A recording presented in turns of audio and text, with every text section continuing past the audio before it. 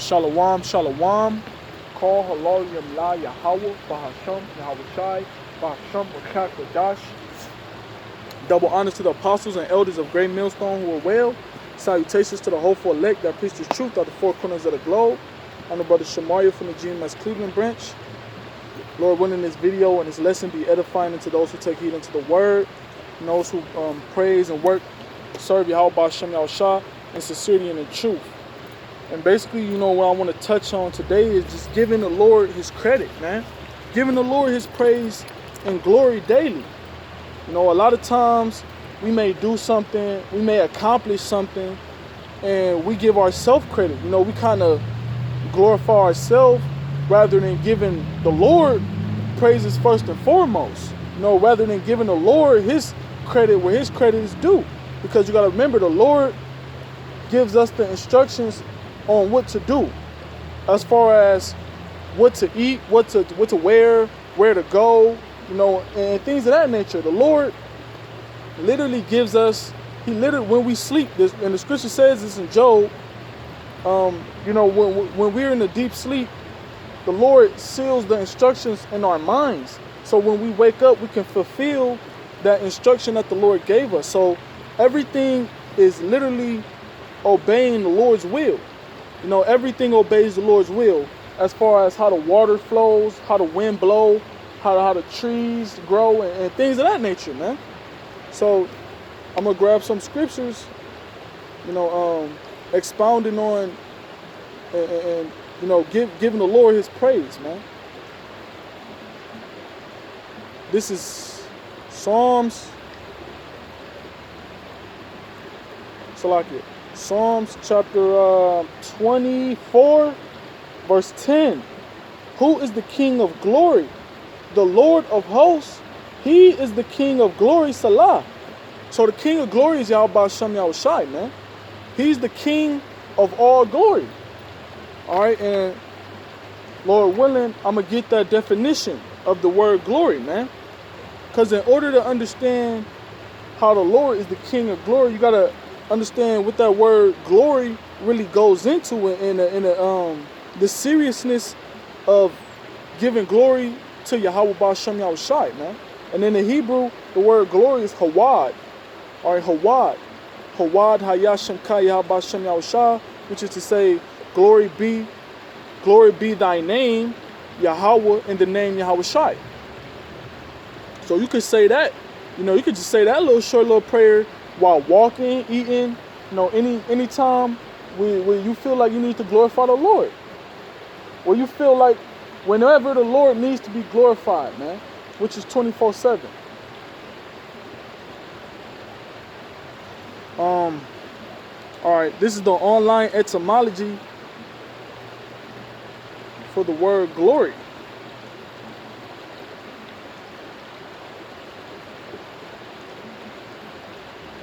All right, online etymology for the word glory. It says, praise offered to God, worship. It says, worldly honored, splendor, magnificence, pomp. So you got to give the Lord his praise, man. Give the Lord his worship. If you worship in anything outside of Yahawah Shem Yahushua, then you going off, man. That's idolatry, When you sit up there and you accomplish something, of course you're going to get happy, you're going to get excited, and you're going to get a little, stick your chest out a little, you're going to get a little pride, man, because you accomplished something.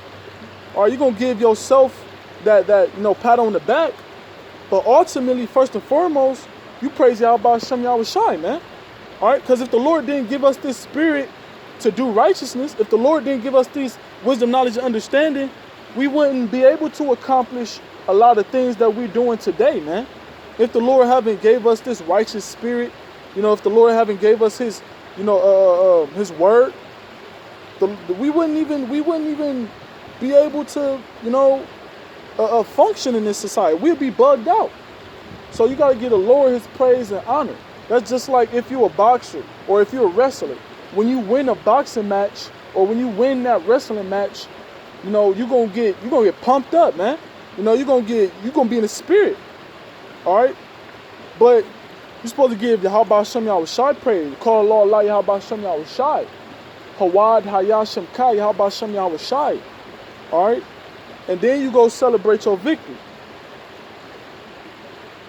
Alright, a little bit more in that the word glory, or I'm gonna just read it again. It says great praise or honor.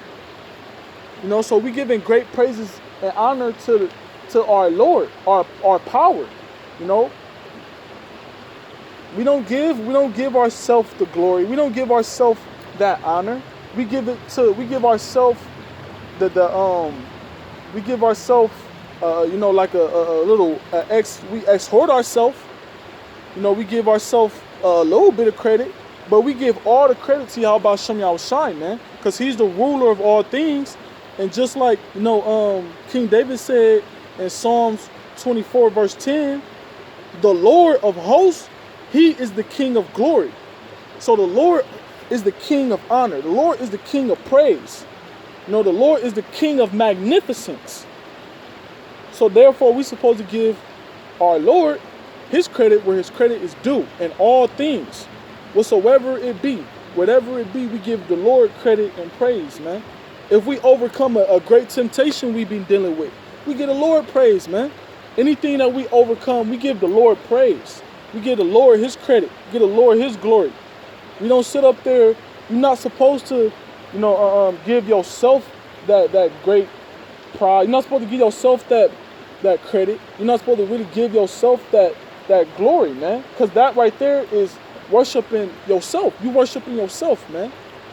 That's a great pride. That you have a prideful demon on you if you doing that, man. And you know, it ain't nothing wrong with congratulating yourself. It ain't nothing wrong with that, man. But if it gets to the point where you start, you know, taking pride in yourself and you giving yourself more glory and you giving yourself more praise than the Lord, then it's a problem, man. And the Lord can put you to death for that. The Lord can cast you down and utterly take His spirit away from you just for doing that, man.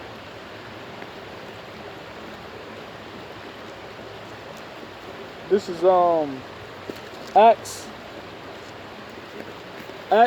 chapter 3. I'm gonna start at verse 11. All right, and then I'm gonna do a little commentary in this chapter, in the 3rd chapter of Acts, in this, you know, region where I'm reading that. The Apostle Paul and Apostle John, they seen a man who was disabled. You know, he couldn't use his legs.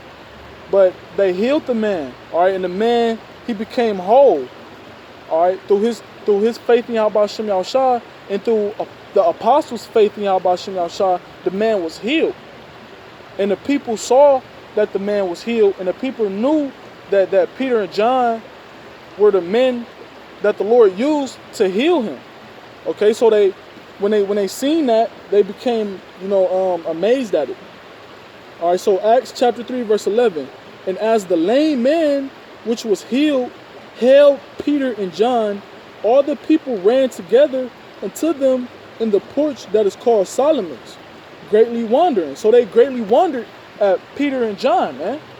You know, they greatly wondered at him. That's just like if a brother, you know, cast a demon on somebody and a whole congregation of people witnessed it happen, they're going to marvel at that, man. They're going to be blown away.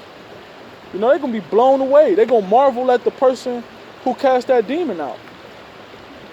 That's just how they marvel at Apostle Peter and Apostle John, Salaki. Verse 12. And when Peter saw it, he answered unto the people, Ye men of Israel, why marvel ye at this? Or why look ye so earnestly on us, as though by our own power or holiness we have made this man whole? So that's what Peter rebuked the people, man. But Peter responded back with rebuction, man. Peter responded back in correction. Because you got these people, they sitting up here marveling, glorifying Peter and John. Alright, but Yahawah Hashem yahawashi was behind all of that, man. Yahawah Hashem yahawashi gave them that spirit to be able to do that, man. Yahawah Hashem yahawashi is who healed that man. You know, the Lord just used Peter and John to do it. He just used men to do it. See, this is what you got to understand. The Lord uses men to fulfill his will. The Lord is going to use his elect men, that 144,000, to fulfill his will. He's going to use men to do it. All right, but if you want to be all the way, 100 with it, the Lord really don't need us, man. The scriptures say the Lord can raise up stones to go preach this word, man.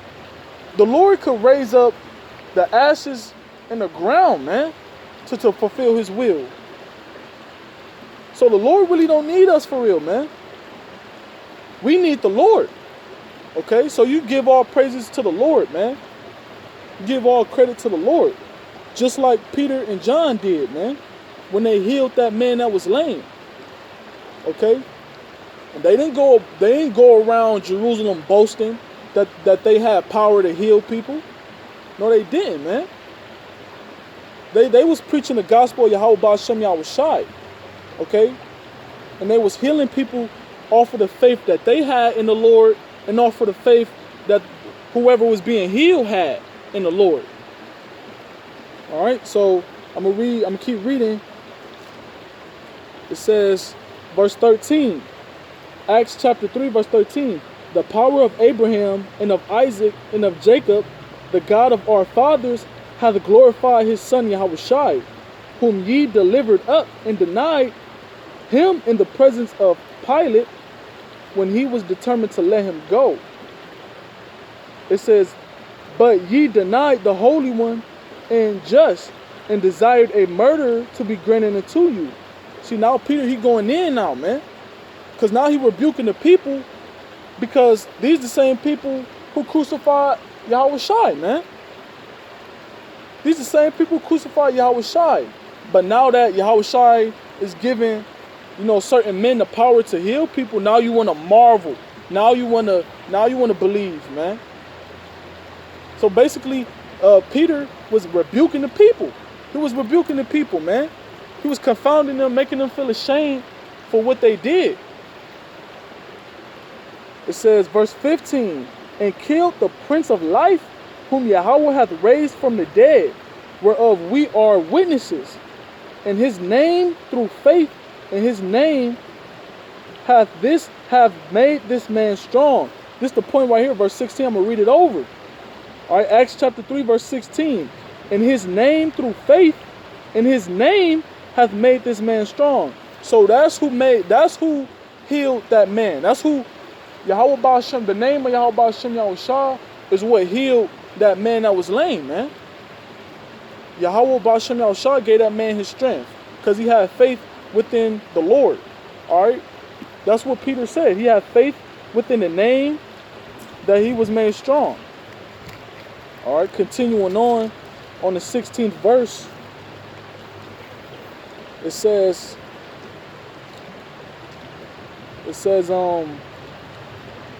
and his name, through faith in his name, hath made this man strong, whom ye see and know.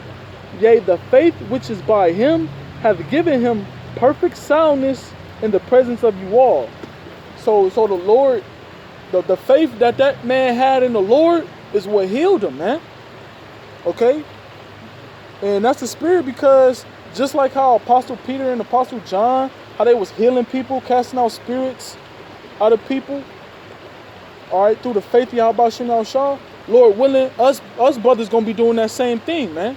Because in the scriptures, 1 John, they talk about, how we gonna do greater works than Yahawashi did. All right, we gonna do greater works than Yahawashi did, and we know what Yahawashi did. Yahawashi, he cast evil spirits out of a lot of people. Yahawashi, he raised people he raised people back from the dead. He turned water into wine. Yahawashi did innumerable amount of great things. All right, and I'm trying to find the scriptures. Salakia, bear with me. I don't want to make this too long, and I don't want to ramble too much. So I'm gonna try to hurry up and find it. If I don't, then Lord willing, through the Spirit, I'll stumble across it.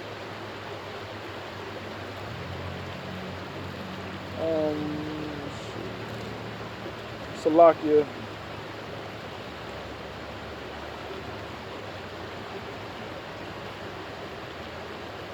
Yeah, Lord willing, Lord willing, if I find it, I'll do a part 2 to this video, Lord will. But getting back to the point, all right, they didn't give themselves that credit, man. They didn't give themselves, they wasn't trying to gain the vainglory of men. They was giving the Lord his credit, they was giving the Lord his glory. All right, I'm gonna go to another account, Lord willing, and Acts with Apostle Paul. How Apostle Paul handled, this situation. All right, this is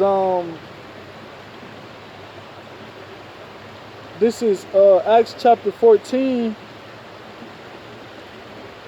I'm gonna start at verse 8. Acts chapter 14, verse 8. And there sat a certain man in Lystra, impotent in the feet, being a cripple from his mother's womb, who never had walked. So, an impotent man is a person who was disabled. He wasn't able to use his feet, so he couldn't walk. Verse 9. The same heard Paul speak, who steadfastly beholding him and perceiving that he had faith to be healed. So this man who was lame, he couldn't use his feet, he couldn't walk. He was like that from his mother's womb. He was like that since he was born. That's something he was born. It's an infirmity he was born with. Now he's hearing Peter speak, man. He hear Peter preaching, and Salakia, not Peter, Salakia, Paul, Apostle Paul. He's watching Apostle Paul preach, and he's taking heed to what Apostle Paul is saying.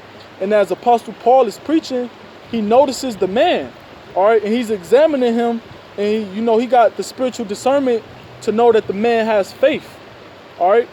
So Apostle Paul, he's examining the man, and he know that he got faith, man, because he's taking heed to what he's saying, what's being brought out. All right, it says verse 10, said with a loud voice, stand upright on thy feet, and he leaped and walked. So it was a faith. It's a faith thing, man. It's about your faith. Okay, Apostle Paul, he seen that the man had faith. All right, he seen that the man had faith. So what did he do? He commanded him to stand up. All right, and he healed him. He healed that man with his faith, by the faith that the man had, and by the faith that Apostle Paul had in Yahawashi. That man was healed. Okay, just like in Acts the 3rd chapter, when Apostle Peter and Apostle John, when they healed the man who was lame, man. All right, in Jerusalem, when they healed him, he was healed off of the faith that he had in Yahawashi. That's why faith is such an important thing in this truth. You gotta have faith, man. It's mandatory for you to have faith in this truth. Okay, now continuing on, Acts chapter 14, verse 11. And when the people saw what Paul had done, they lifted up their voices, saying in the speech of Lycaonia, the gods are come down to us in the likeness of men. And they called Barabbas, or Salakia, they called Barnabas Jupiter, and Paul Mercurius, because he was the chief speaker. So look, Iconium, that's a place where a lot of idol worship takes place. Jake was doing a lot of idol worship in that area at that time. I believe Iconium is in the region of Salakia. Anyway, where Apostle Paul and where Barnabas, where they were preaching at, it was a lot of idol worship that took place where they were at. So when the people saw Apostle Paul So like, yeah. When the people saw Apostle Paul and they saw Barnabas and they seen the man get healed, you know, they immediately start looking upon them, and they called them, you know, other gods. They was calling them other gods that they worship, you know, and basically they was worshiping Paul and Barnabas. They worshiped them, you know, and that's what they were doing. Yeah. So I'm gonna read it back. Acts chapter 14, verse 11. And when the people saw that Paul had done, when the people saw what Paul had done, they lifted up their voices, saying in the speech of Lycaonia, the gods are come down to us in the likeness of men. And they called Barnabas Jupiter and Paul Mercurius, because he was the chief speaker. Then the priest of Jupiter, which was before the city, brought oxen and garlands unto the gates, and would have done sacrifice with the people. So you got these people sacrificing to other gods, man.